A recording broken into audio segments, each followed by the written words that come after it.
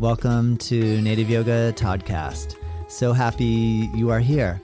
My goal with this channel is to bring inspirational speakers to the mic in the field of yoga, massage, bodywork, and beyond. Follow us at Native Yoga and check us out at nativeyogacenter.com. All right, let's begin.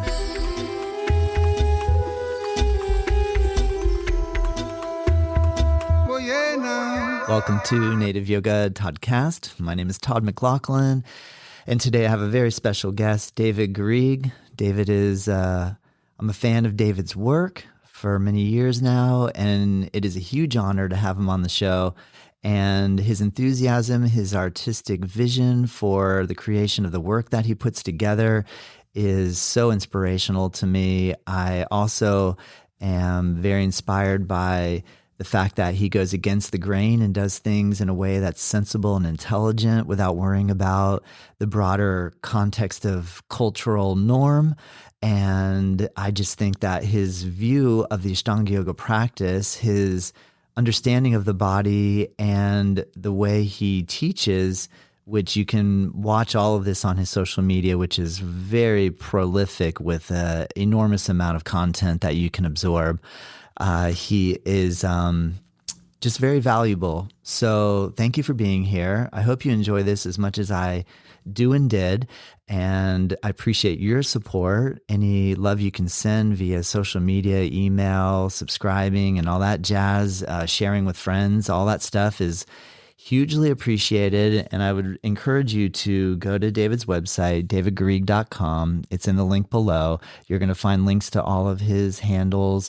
Also, I'm going to include a link or a way for you to reach out to him to look into his Ashtanga Revolution series on primary series. And he's also put a lot of time and energy into his second series video catalog. So definitely send him a message if you enjoyed this conversation, and let's go ahead and begin. I'm really honored to have this opportunity to meet and speak with David Garrigues. David, I really appreciate you accepting my invitation to be on the show. How are you doing today? I'm doing good, Todd. I thank you for inviting me. I appreciate the opportunity to talk to you. Thank you. You know, I've had a lot of different Ashtanga Yoga or yoga practitioners over the years come through the doors and mention how much they appreciate your work. So I'm really excited for this opportunity. I've been looking forward to this. So you have a lot of years of practice, and I read that you started practicing at the age of 16, self-learning the sun salutations. Can you, how did that initial exposure shape your perception of yoga? Yeah, it's funny because I'm almost back to it how I practice now, which is like, yeah, I would do it outside. When I learned the sun salutation, then I'd go. There was a little beach by my house. And I would go and do it there, just sun salutations. Never, it was a really mystical thing for me, actually. And I even wrote a paper about it in high school that was called "The World is a Sacrament." So it was like this whole revelation that I was worshiping outside on the beach, with the sky and the sun, and it didn't have to be inside in a church or something, Yes. And so then I turned that paper in, and the teacher, for some reason, he used to read the papers out loud in the class, and he says, like, is there anyone that doesn't want me to read theirs out loud? And I was like, me. Yeah. and he understood. He said, okay, no problem. That's classic.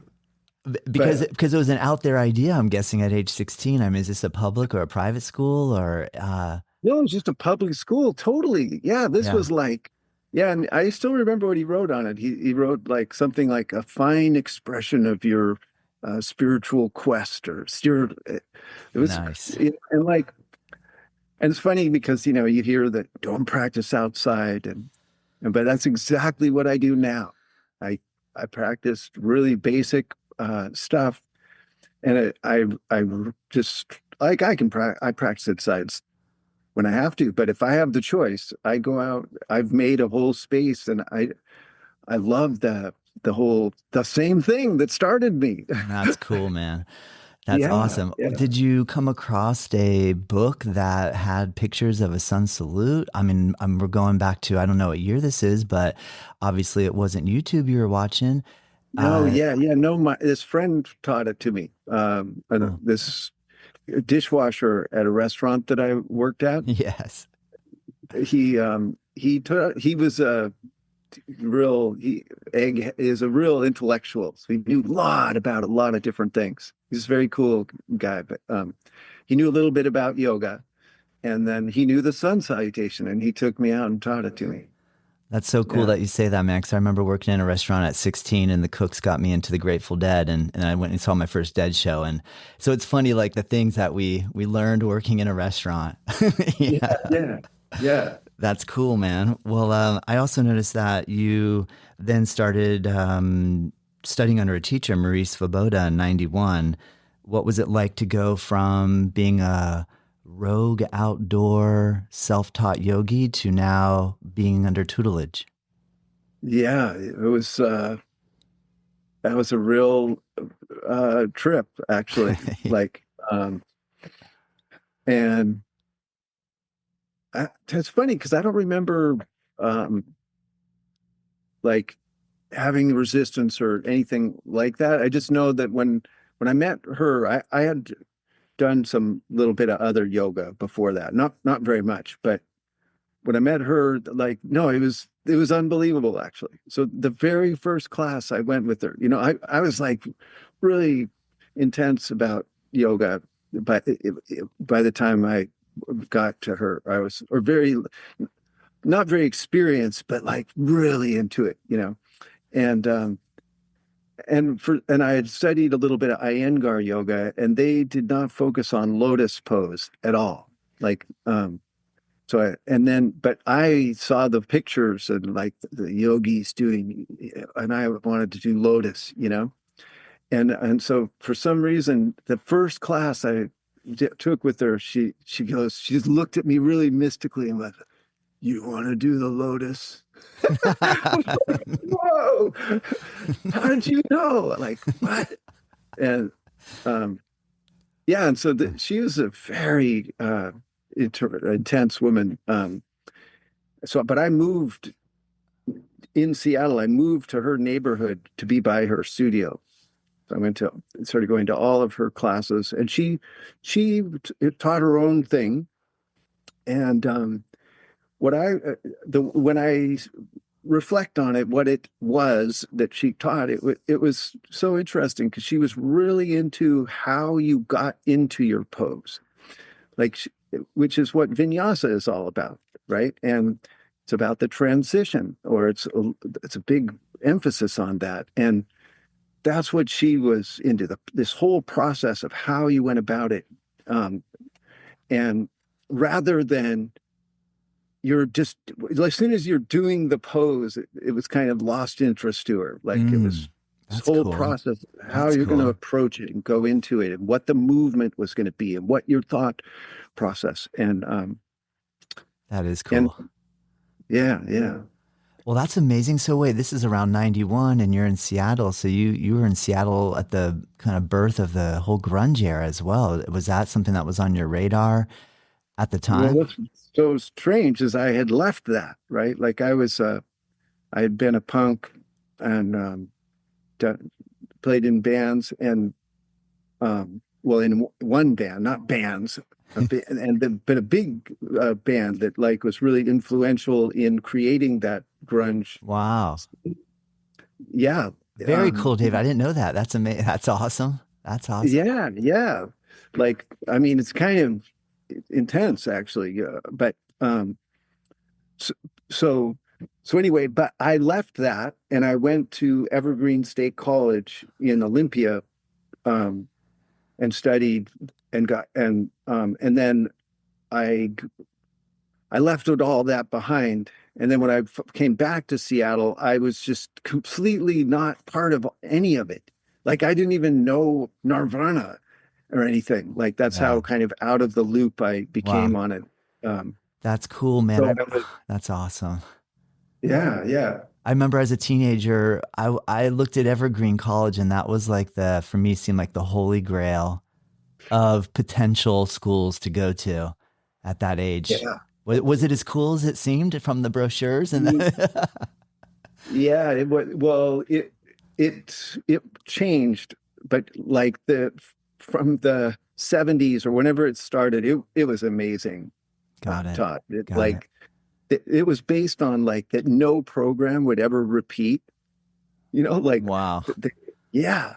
And so when I went there in 86 is the my first year there, it had these called it independent studies where you could write your own program, but it was turning more and more just kind of conventional. A lot of the original teachers were still there, and it was amazing. That's Like and like I lived it's all on the Sound, the campus, and I lived across the Puget Sound, so inland sea. So I lived across the bay.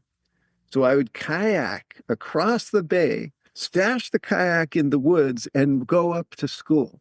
yeah. Like, I mean, whoa. Yes. Really, Yeah. A different era, right? Like I just un- and I did my own independent studies, and I was part of the Native American studies. They had a big, strong part representation there, and yeah, it was totally amazing. Really, I had the weirdest education, and I left kind of bummed in a way, like honestly, like or because it was so unconventional. Like I got a BA degree, but I studied like Zen meditation and macrobiotic cooking and kayak building and like all kinds of really intense, weird stuff, which is so awesome, looking back on it. But it certainly didn't like prepare me for grad school or yeah. The workforce was like, yeah, okay, well, yeah, we don't need any yeah, canoes built right now. So, yeah. Oh my yeah. gosh, that's classic, man. Well, at what point did you take your first trip to Mysore? So when it was in Marie's studio, um, that I saw a video of Pattabhi Jois teaching. As that Tom Sewell, he's a shot those like film black and white sessions with Richard Freeman and Tim and Chuck and Monty and like just whoa, like I saw one of those videos from her studio, and I was just like blown away by the whole thing. Like I never seen yoga like that, like with the vinyasa and just I mean, wow. Like, Yes. because that was before even vinyasa yoga was popular, really. When 1993 is when I saw that, and um, and then right after I saw that video, I saw it was in the Yoga Journal. I actually Joy got it for me, the old copy, the ad of him. He was coming to America, Pattabhi Jois, in 1993, and so I decided I'm going to go there and learn Ashtanga from him to LA. So that's what I did. I've never done it before. Just walked into the lead primary with the master. Yes. Yes. Thoughts and feelings about what that experience was like. Did it blow your Uh, mind? Were it you terrified me. it, Like I just can't tell you. It was, how nervous you were going in? yeah, Yeah. yeah. I'm gonna tell you. I mean, it's a weird response to it, but what I ended up doing is I fasted on fruit for the whole month. Oh, That's how scared. I don't know why that was my response. Like that's how I thought I would be more powerful or something. But I, yeah, and oh, what would that leave you feeling like in relation to having energy to do such a I demanding? had so much energy. I practiced twice a day. And I camped up in Topanga Canyon for the month, and I I went I went yeah, I would practice in the afternoon in the after the class. Um, so I had no problem with the energy. Amazing. Yeah. So wasn't it? That's classic. So on top of the morning session, you go home so amped and do it again, and then wake up the next morning and go with him. And Yeah, that is a good example of having a lot of energy. Yeah. and then and then like it was. I mean, I was just sort of blown away by the whole thing. I'd never done, I knew no Sanskrit. I knew nothing, and he's going to A, come, inhale, dve. I didn't know the series. I didn't really prepare in advance or anything. So I was just like, just scrambling to understand. And like, I was from a skateboarder and stuff. So I was really strong. Like I did freestyle skateboarding, handstands and all kinds of stuff. And so I was strong but really stiff. And so like in Buddha Konasana, I was just super stiff. And there was one guy in the class that he would get, he knew Pattabhi Jois, so he would get the Buddha Konasana adjustment every day, and he was really stiff, and he would like turn purple, and I was like terrified. And then Pattabhi Jois came to me one day, and he put one hand on one knee and his foot on the other, and his hand on my head, and he pushed me a little bit forward, not a lot, just a little bit, and I was just like, it was so weird. It's something cosmic happened in that moment. I sort of liken it. I might be idealizing it, but that funny story of Krishna when he eats dirt, and then his friends go tell him, "Oh, Krishna ate dirt," and his mother's like, "What, you naughty boy? You're eating dirt?" And he goes, "Let me." She wants to see. Open your mouth. Let me see. Right, and she opens this mouth, and she looks, and she sees like the whole cosmos inside there. Yeah, that was like this weird moment of like this whole perspective change. I was like, saw this huge expanse open or something. And then then he just pulled me right back up, and he goes, "No fearing, you go." He Amazing. saw, sensed all that fear. And Amazing.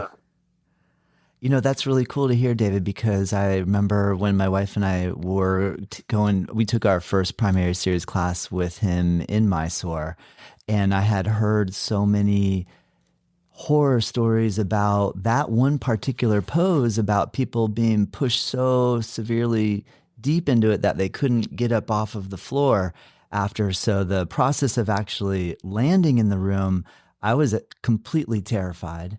So I'm actually really happy to hear you had a Krishna mouth opening experience, or that and I just got to ask you, like, what is your take on the fish stories that we've heard about these mega aggressive adjustments, and then the reality of it, and your take on it in the current situation we're in the modern world? yeah, yeah. Well, I mean, I've built my everything I do around kind of safety and protection and working in steps. And I mean, I've come a long way since then in terms of how I view it and what I think. Um, and really, when it comes down to it, it's just, well, there's a lot to say, but one thing is, it's just those intense adjustments, even if they're good, there's risk. They're kind of high risk.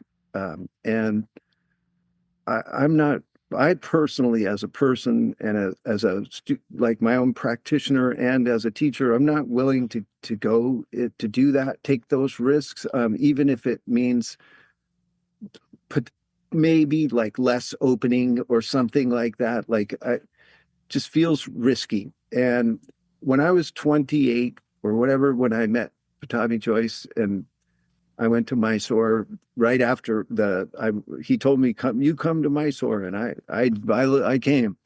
And, um, I never had any bad adjustment from him, Nice. ever.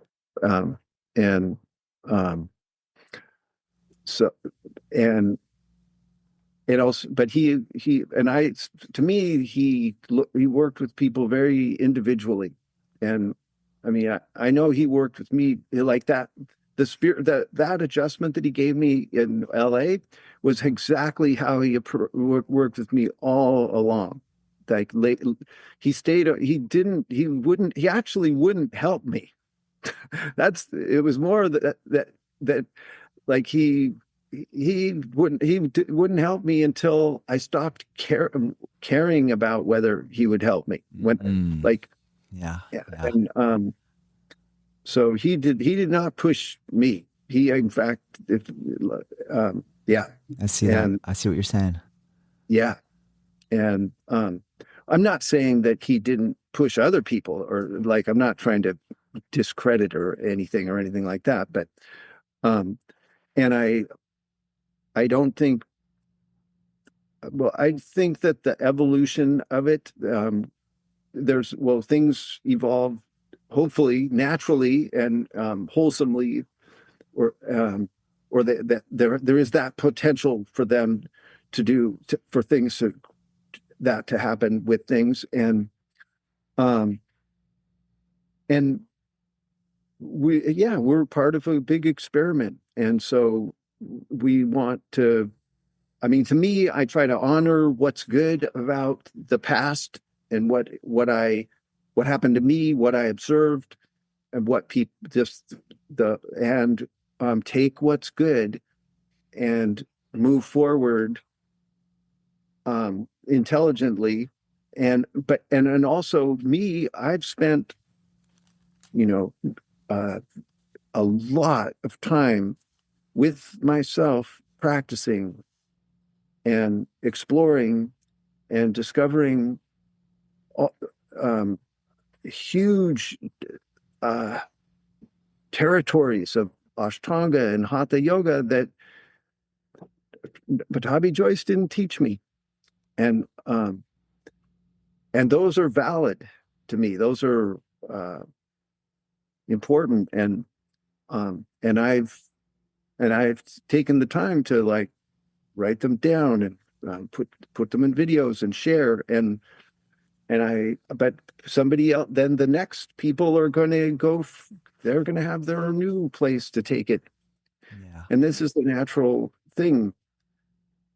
And so, um,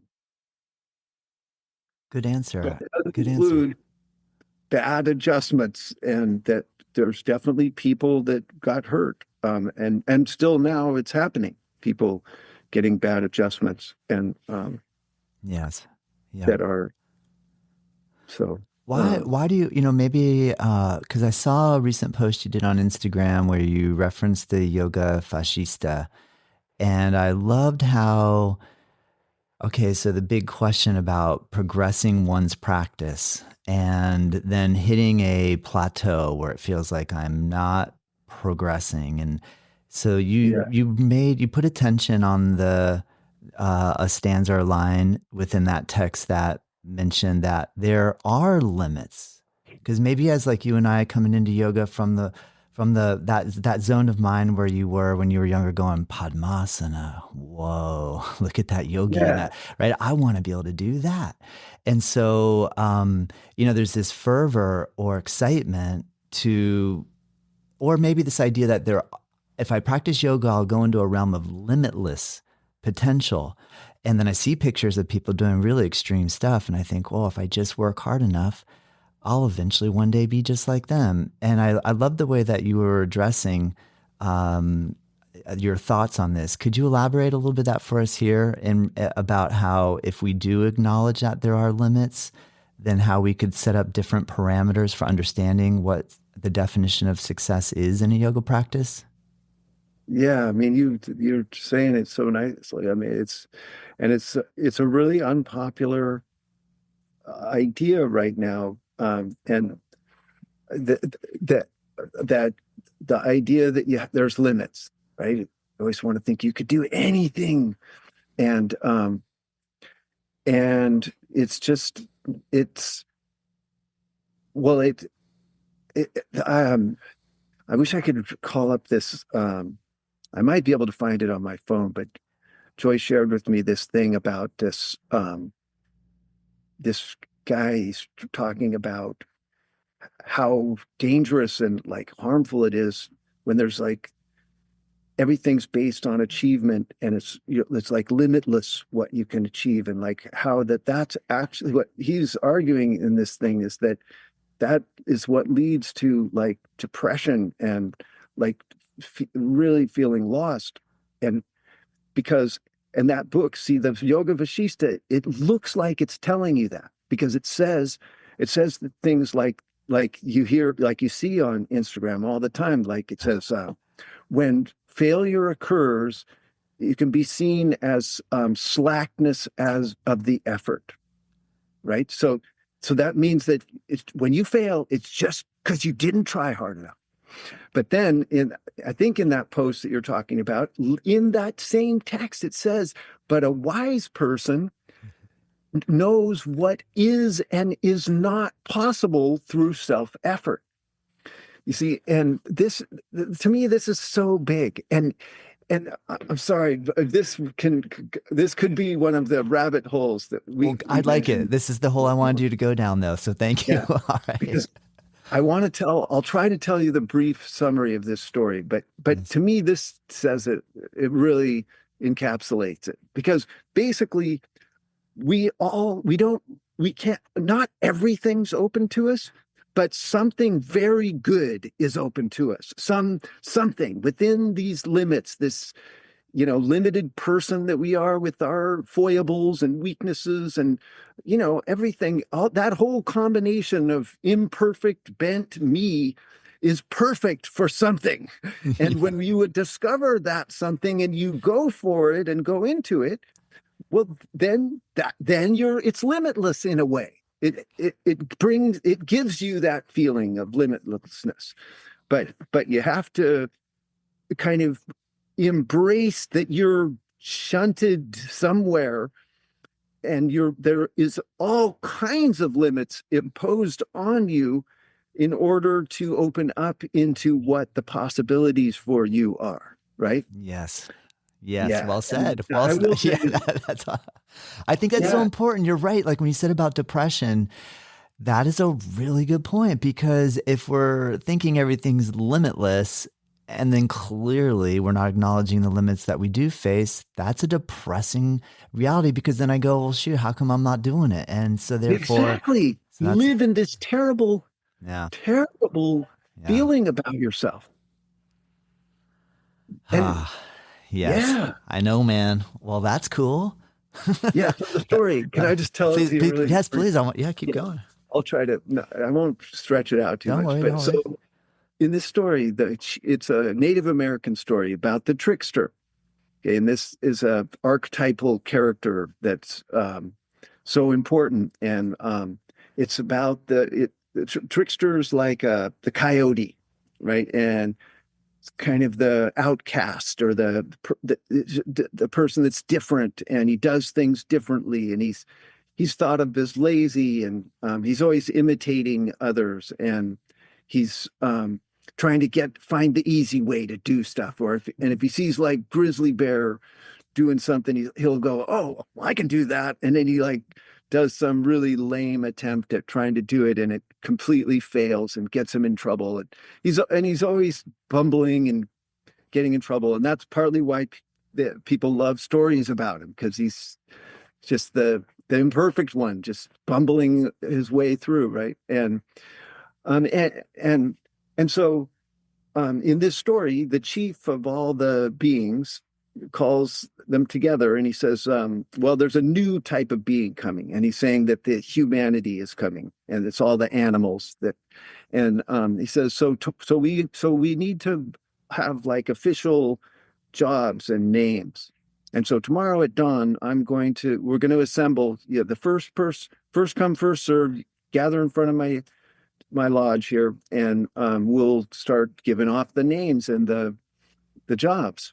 And so first, immediately, Coyote's like, "All right, I'm done with being Coyote. I'm gonna be first in line, and I'm gonna become Grizzly Bear, the king of the earth, and then, or maybe I'll be Salmon, king of the waters, or maybe Eagle, something grand, something better than damn Trickster, always getting into trouble all over the place."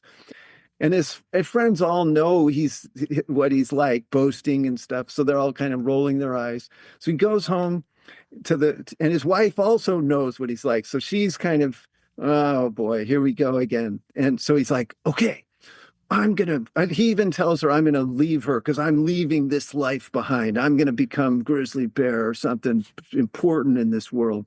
And so he says, stoke up the fire. I'm staying up all night, so I'll be first in line. So they do it. They stoke up the fire, and it goes okay until midnight or something. But then he starts like falling asleep, and so he pins toothpicks in his eyes to try to stay awake, right? And next thing he knows, it's like he wakes up and it's the sun's high in the sky. So he goes running to that lodge, and no one's there, but the chief, and he's like, "I want Grizzly Bear." He's like, "Dude, that was taken the first thing at dawn. Salmon." No, it's gone. And then he says, "Yeah, in fact, all the jobs and names are gone except yours. Nobody wanted yours." and then he says, "But look, man, look." I mean, because Coyote's just totally bummed, right? And he goes, "But understand, I made you sleep in. I cast a spell on you because this is a perfect job for you, the Trickster. And and it's an honorable place, because the Trickster, one is a beloved figure, but also is a boundary breaker. He's not just lazy. He also just doesn't follow rules because they're rules, and he's able to think creatively and anyway, he's a super valuable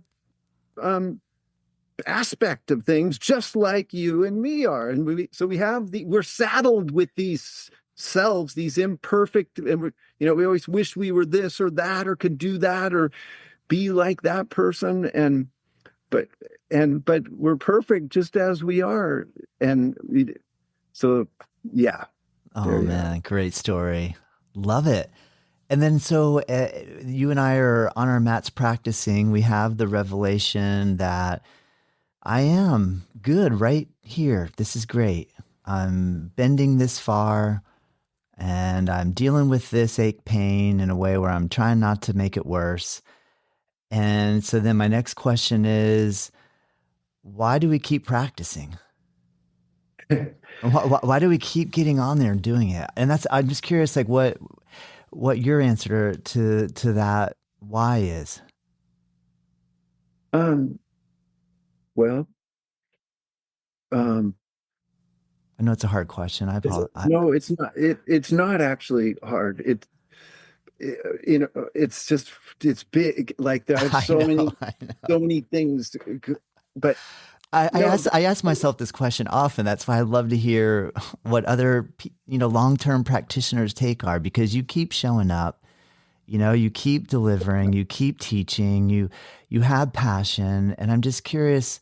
Then how do you keep kindling that passion? And surely you come across some moments where it's dwindling a little, and I just want to hear a little bit about how you're able to stay so motivated. Stay with us. We'll be right back. I really hope that you're enjoying this episode, and I just wanted to take a moment to announce a course that I'm really excited to release. It's a free course, and it's called 8 in 8, Learn 8-Limb Yoga in 8 days. My goal is to help coach you along in the Ashtanga Yoga practice in a way where we take just the sun salutations, the fundamental asanas, and the final breathing poses, break it down with some philosophy videos as well, explaining the 8 limbs of Ashtanga Yoga. in a very easy to use, friendly course that is totally free. Click the link below, check it out. Let me know what you think. All right, let's get back to the episode.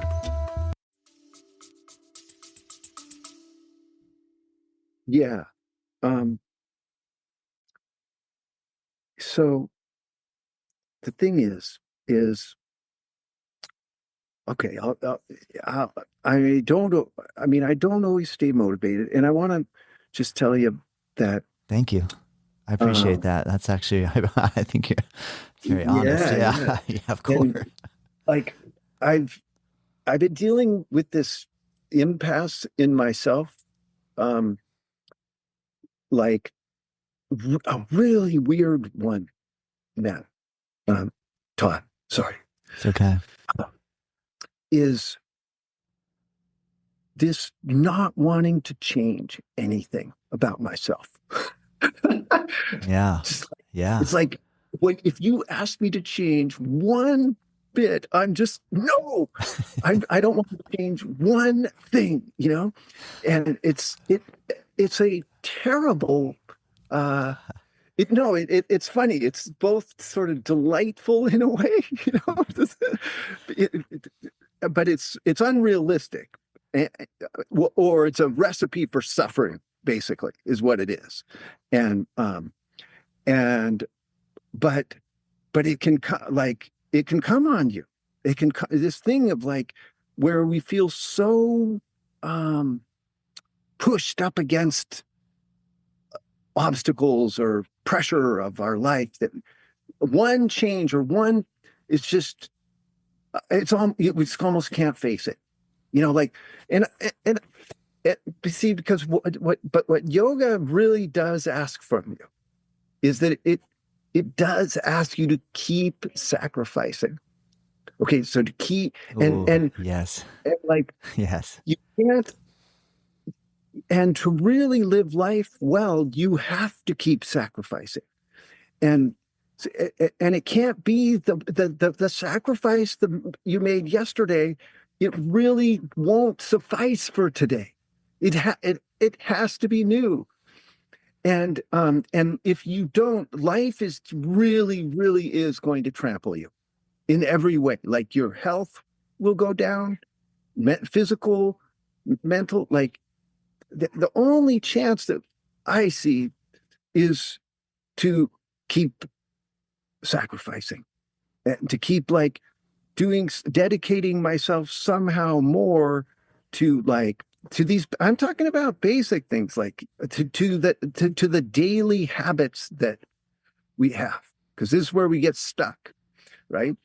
And here's the punchline: practice helps you get there and stay there, or get to that place where when you let the practice go, then you become much more complacent, much more insulated, much more like protecting what you have, and then that only increases your struggle and your suffering.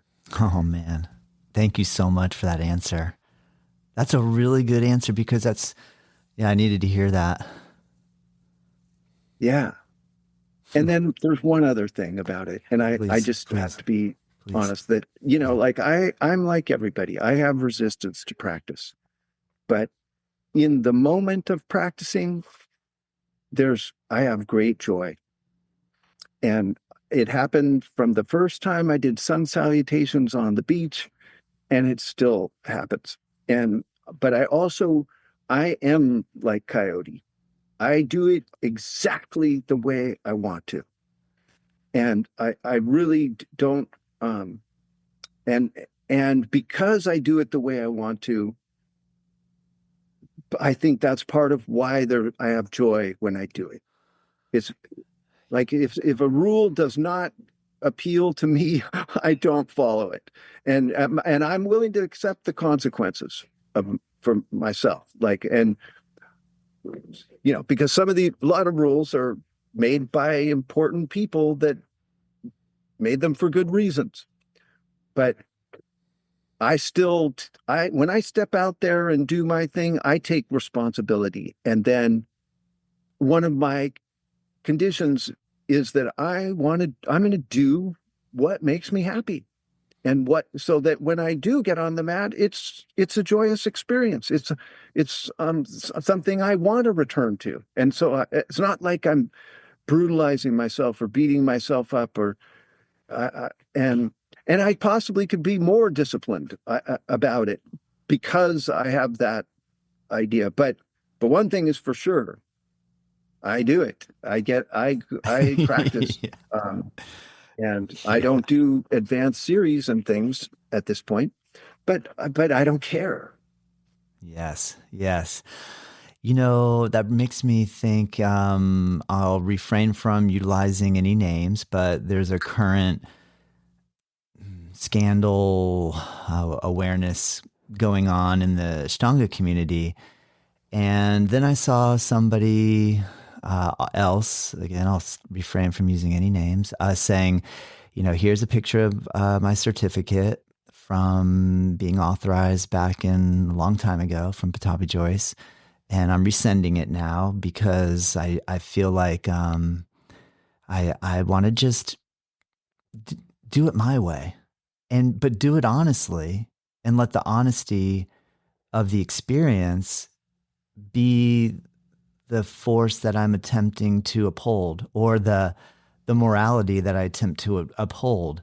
And I guess I would just based on everything you've already said, I'm curious if you feel like, because you have taken the path of I'm going to do it my way and still be respectful at the same time, do you feel like now when you're witnessing these sort of earthquakes within a movement or an organization or a group of people, grateful that you have lived by that truth, in the sense that now you stand with your body of work that you've accumulated over a long period of time that probably came harder than if you did toe the line? Did that make sense what I said? Oh my Was God. that a little too out there, or is that You're gonna make me cry. No, yeah. I mean, probably came harder is the very mild way of putting it. I have been, you know, battling against. I don't know if maybe that's a little dramatic, but I no, understand what you mean, though. no. I've been on this. Yeah. I've been blacklisted, removed off the thing, been shunned for, you know, using steps and customizing props, all of these things. Like, and Todd, it's tiring, like because, and it's interesting because, like me, I love Ashtanga. You understand? I love the structure of it, and that's why I didn't leave it, because to me, like, I don't, I'm not interested in making my own style. I love Ashtanga. I think the structure is like genius, and um and so I don't leave, but I'm also not accepted.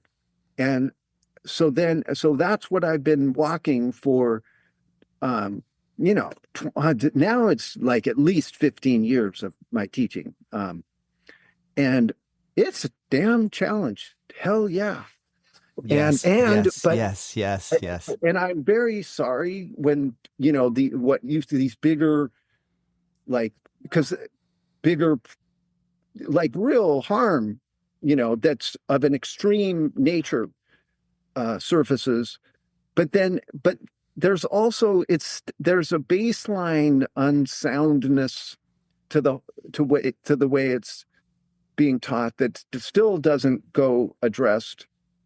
And um and what I can say is, yes, I though I feel terrible for the people that get harmed, and obviously that all that suffering is awful, but I do feel very thankful for that, for what I've stood for, and how I've proceeded. I definitely, yeah, like it's like, thank God Yes. that I I Yeah. don't carry that on my conscience. Like, I mean, I did teach traditional way for a long time, and so I have that to on my conscience, but not what I've built going forward. Like I've sincerely tried my very hard, my very, very best to interpret Ashtanga in a safe and inclusive way that still gets at the what's there, the gold that's there. Yes. Um, Well, you do a great job of it. Your videos are excellent. On that note, your Asana Kitchen series offers really in-depth tutorials. So everyone listening, please go follow. I mean, we can find you on all the social media channels. You're very savvy with the online stuff. YouTube is a great place to go. Instagram, any one of those. But yeah. you offer really in-depth tutorials, and I'm curious, what inspired you to create that platform, so to speak, the Asana Kitchen, and how has it evolved over time? Yeah. Well, all of it was happened by accident, actually.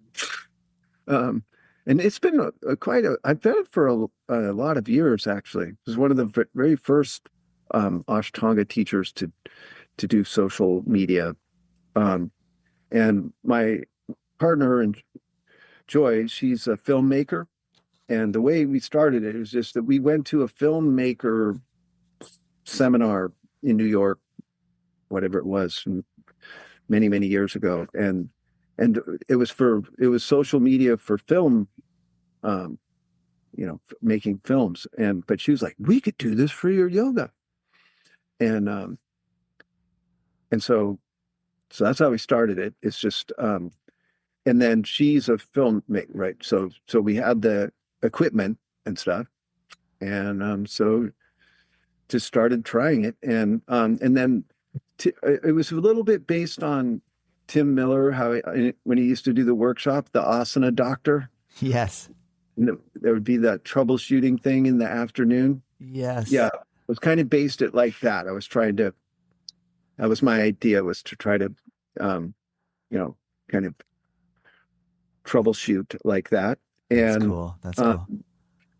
and I also had this blog, and I wrote really long, just rambling pieces. So, and, um, but I've also kept journals. I'm really actually it's that aspect of things is really interesting to me. Um, and I don't know if it's good or bad. I mean, I don't know what to think of it, honestly. But it's like I'm a I feel like the part of me wishes I was an artist, like a more formally, like of some musician or painter or something like that, and but that I got the coyote job of yoga teacher. Yeah. and and so part of embracing it, though, is like making these things like that. To me, these books and videos and things, they're like artistic creations Yeah. to me. That Yeah. they're like, that's how I feel. That, like, when I make a book, I feel like that's a work of art I've created, Well, that's and it's amazing, David, because I've seen your work for a while, and I've always been so like when you think, wow, they must have something extra special, because I don't think I would be able to do that. And so now that I'm trying to copy you, so to speak, like maybe not like exactly, but like yeah, I emulate that you've put so much work into it over such a long period of time, that now that I'm continuing on the track as well, and I'm just, I thank you for being consistent over such a long period of time, because it's really motivating. It's inspirational, and I don't know. I just think that I'm glad you did put all that time in. I'm curious, like, when you, in terms of like production of a video, are you, because you know how you can geek out on this stuff so intensely, like every single edit could take for however long, and you could like, you could scrub over every little detail. I'm just curious, just though, about your thought process on your creation aspect. Do you try to not go over I want to every? show you something. I Yeah, know. please. Um, Because I'm always trying to, like, in terms of these podcasts, my goal is to hit record and do not make any edits unless for some reason I give every guest, and this holds true for you. If you go to bed tonight and you wake up in the morning and go, oh boy, I should not have said that. If you come to me and say, please, I'd like for you to cut that, I honor that request. So I never publish something that someone I interviewed doesn't want me to publish. But my goal is like hit record, go all the way through, and don't touch it. Don't try to clean it. Don't try to polish it and shine it. And I would just like to know your thoughts as personally trying to, learn more. What are your, what's your workflow, your mental workflow process? Yeah. I've had to learn. It's been a really challenging, honestly. Like, so this book, this is one of my Yeah, I got to get it. big one. Ashtanga, I'll read it out so the people that are listening and not watching. It's Ashtanga Yoga Vinyasa. What's the subtext at the bottom? Movement, breath, and posture in the primary series. Cool. Yeah, and by you. Yes. I mean, yes. So no, it took me 15 years to write it. Nice. All right. Okay. And I'm not exaggerating. Like, and I believe you. But the thing is so much of. See, it's a cool topic actually, because like it's funny how it's hard to face or think or like just in a basic way, not in a weird way, but that I'm 63. I don't think I think of myself as younger or something somehow, but like often I'm the oldest person in the room in the yoga rooms, which would, I mean, it's like, whoa, wow. And yeah. And I tell you though, like, how did this happen? How did this happen? Exactly. And it's so cool in a way, because then there's people like 30 years younger than me, right? And it, like, I just tell you that, like, I'll just show you one sec. Yes, please. Yes, please.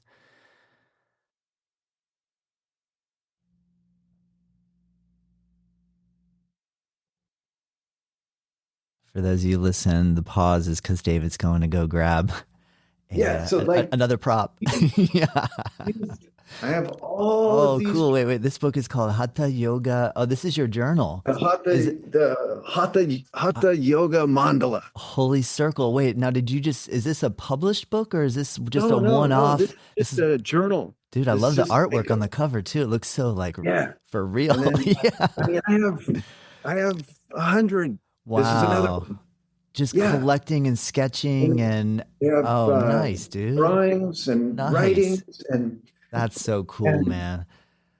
Yeah, and like, so I guess then the question of like, how do you figure out what to put in your book that you work on for 15 years is not as easy as a question as one would think, right? What do I focus on? What's the but what I want to, what is amazing to me though is that when at first it doesn't need to be organized or yeah, I see what you mean. Just start doing it. Start collecting. It's like slowly the valuable stuff starts to rise, or you see it, or the themes and like and the skill and these different variables that go into like expression and service, like you're helping, because that's what it's all kind of, that's what I love about teaching yoga, and that's what I love about that coyote story, because like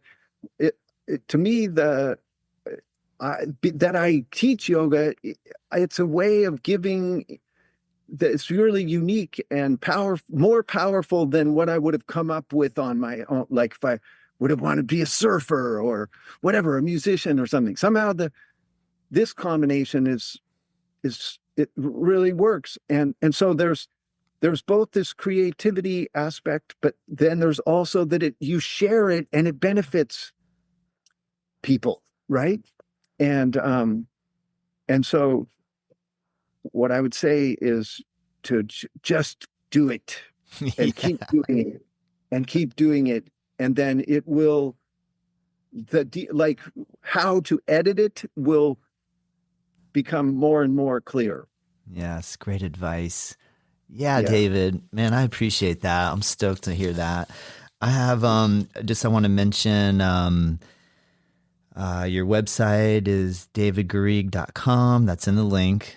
I think from there on your website, all your social handles are easy. People can click and find that, but you're on IG, David Garrigues Yoga, YouTube at David Garrigues.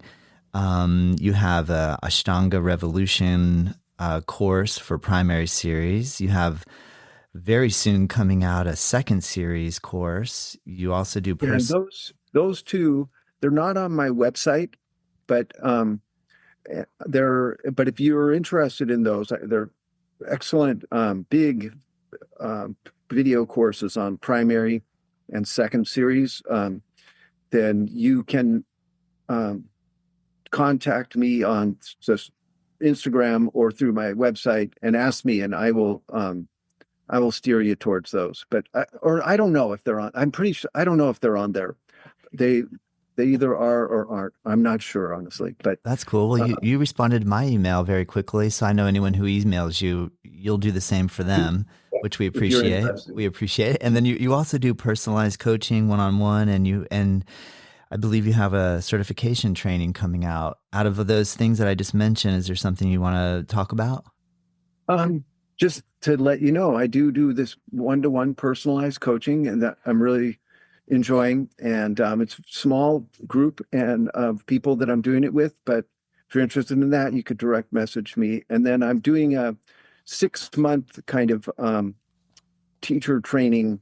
That's it's like I'm running it in like June to November, and it's hard. It's a big kind of big thing because I'm decided that I'm going to do that. Is I will offer a certificate, and yes, I hear you, and I think what you're referencing, the fact that it's a big thing, is because for so many years, a lot of people that were in the authorized certified world were told don't ever do that. So there's a little bit of a hill to jump in relation to taking on that authority to say, I'm going to do it. Is that what you're referencing when you say? Yeah. And the thing is that I teach according to these 7 principles, asana principles. And I find them to be so valuable. And this is how I teach teachers, is to use these principles. And I give, there's these areas of there's the core Ashtanga elements of the vinyasa and knowing like really the Ashtanga structure, but then there's a verbal language that is absent from traditional Ashtanga that I emphasize, like really being able to put language to be able to articulate how to do these poses, transitions and postures, and then also the steps and giving steps and modifications and how to use props and customize things. So I feel like I'm offering something really needed, actually, that there's just not enough training.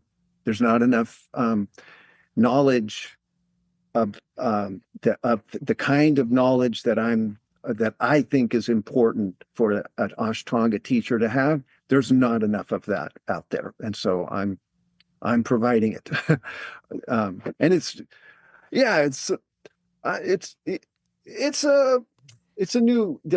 a leap for me because again, like I'm an artist at heart, and so to teach is one thing, and then to teach teachers, that's even another thing. But I've started doing the first one. It'll be finished in November, and love it. And the people are great and it's super. And so I feel very positive That's about it. awesome, David. Well, you made mention of how change can be difficult, but it seems like you're recognizing the amount of growth potential that comes with doing something different and new like this Yeah. potentially has. That's awesome, man. Well, I'm so inspired. I'm stoked to have this opportunity. Thank you. I have one more question for you to finish up with, if that's okay with you. Sure, Time wise, sure. okay, cool. I want to be, respectful of your time. Looking ahead, what legacy do you hope to leave in the world of yoga? Yeah. It's so funny because like I watched like Sadhguru, Yeah. you know, I Yes. love him. I And like them. Yeah. he's always like, I don't know, they're more evolved than I am. Because like he's like, why should I care about that? Like I'll be gone.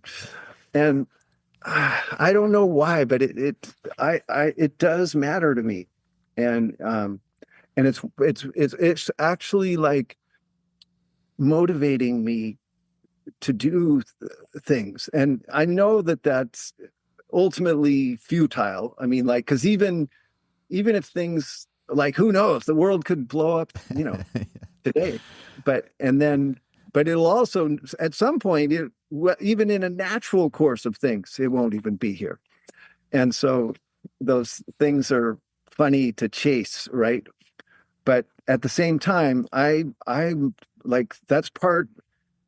I don't know. That's part of why I write the books is because I want people to know what I thought about hatha yoga, and I want them to benefit from it, and I want what I uh, discovered to inspire people to go discover for themselves. And I mean, it's a big thing to me, like really important. Um, and it motivates me. And it's also in a way like because it's been a real uphill battle um, through my life. Like, it's not, I would, do you understand how much I would like to be in the center of the lineage and accepted and, you know, part of it? And like, it, it's a cost a lot to go off on my own. And but part of it, then part of what makes it easier to bear is that I'm trying to leave this legacy behind of something important that I brought to it or bring and have brought. And so, Yes. yeah, Well said, David. Well yeah. said. Well, thank you so much for sharing your time and energy with me and the listener. We I have really to tell we really you, appreciate it. I've really been, I've enjoyed your being with you a lot, Thank like, you, David. very, Well, very much. I saw you're going to be in Phuket in 2026. I love Thailand. I practiced Thai Yeah. massage and trained over in Thailand. And when I saw you were doing that, I thought, oh man, that would be so great. I wish I could somehow get away from my studio for a little bit and just be a I student love in to work with Thailand. you. But I really love your style. I like the artistic component that you bring in, and I really appreciate going against the grain and taking the DIY punk approach. But also the time you put in is solid. It's not, I know you might make joke about being the coyote, but maybe part of the coyote's journey is having more resilience over a longer period of time because of the ability to jump around and have some fun during it. I don't know. So, Yeah, yeah, yeah. yeah, Well, yeah. well, thank you, David. I really appreciate it, and I hope to meet you in person in future. Thank you, Todd.